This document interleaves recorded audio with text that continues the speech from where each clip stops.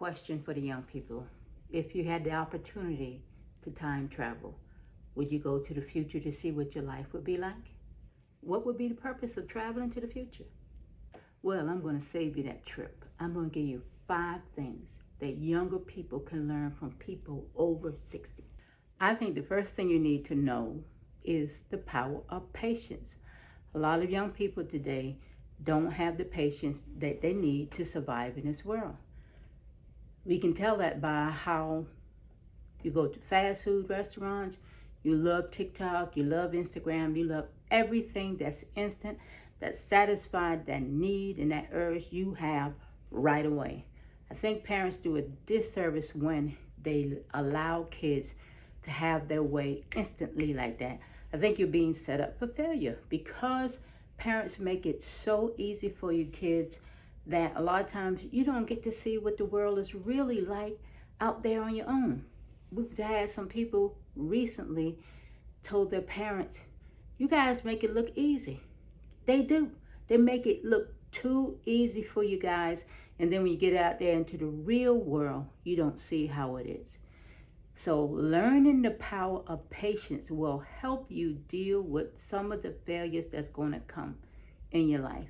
When things don't turn out the way that you want and you start getting disappointed, then you get frustrated and you want to quit. You're going to try something else and you get frustrated and you want to quit. You're going to try something else, you get frustrated, and then you're going to want to quit. The power of patience will show you that learning to take your time and be patient will teach you that most of the times a setback is a setup for a comeback. But you don't get to experience that by being impatient. Impatience gets you nowhere. Having patience will get you everywhere. The second thing you need to learn is the value of real connections. People use social media like they brush their teeth and wash their bodies. They think it's instant, instant, instant, instant. You all want instant likes, instant comments, instant everything. But the value of a real connection is connecting with another human being, having human interaction. Human beings were designed to need each other.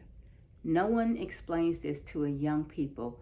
So when you have these relationships with other people and then they're instantly ended, like it wasn't worth anything or wasn't valuable, then you realize when you're off on your own or you're off into your own space and you're feeling the loss of someone who once meant something to you or a connection that you don't have with somebody, you realize that something is missing. That something is a real human connection. You can't get that from a like on social media. You can't get that from just a comment on social media. You can't get that from just appearing on social media.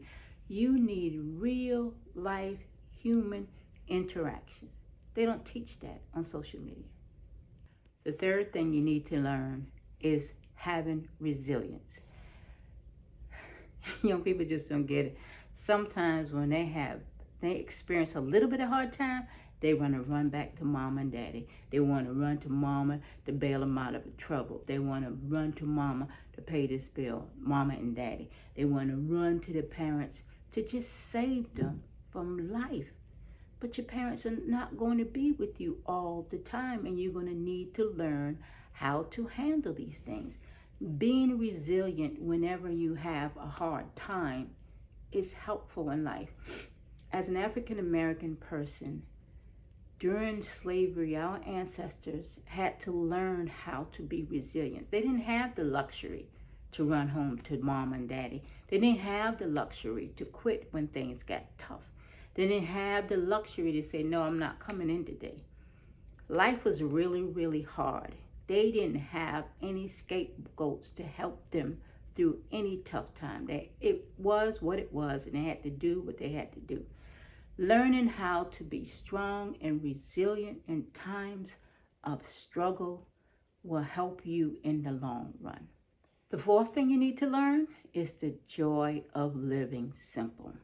Happiness is not promised from chasing material possession. Happiness is not always in material possession. Of course, you feel good after you buy those things that you want and those things that you thought you need. But then when you get those things, you realize they can't bring you the happiness that you wanted.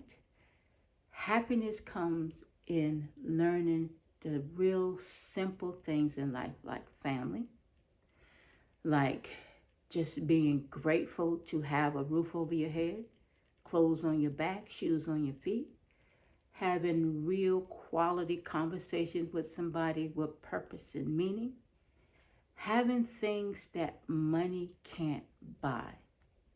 Those things are more important than the material possession that you think is going to make you happy, but then in the long run, you're going to find out those things don't really make you happy. Not as happy as a human connection.